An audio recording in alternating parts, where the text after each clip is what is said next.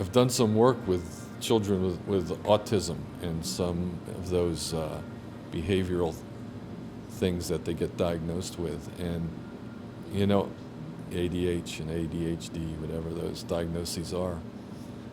And I found, I hadn't really studied child behavior or anything like that. And one of my friends said, when you start to work with kids, just open your heart and start from there. So, as well as I could do that when I had this intention to open my heart.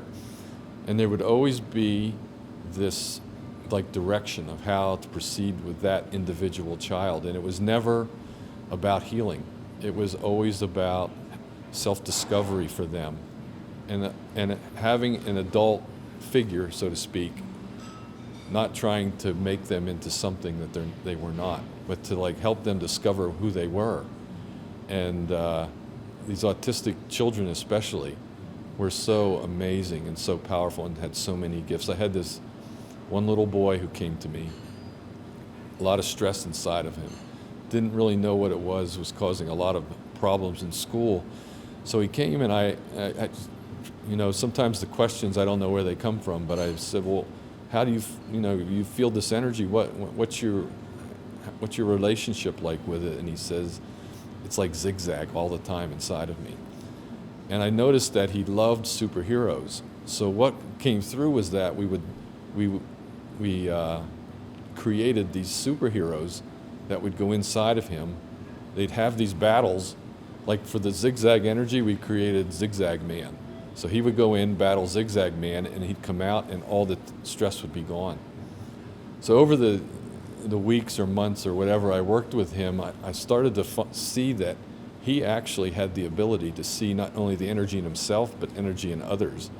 So I started to do these experiments and play these games with him. And the first one, my friend Paul was in the next room working with his mom because we were doing kind of this educational thing with the educational community, showing them what can happen with the alternative means, And so I said, can you look at your mother over there? What's she look like? And he started to see things in red and blue.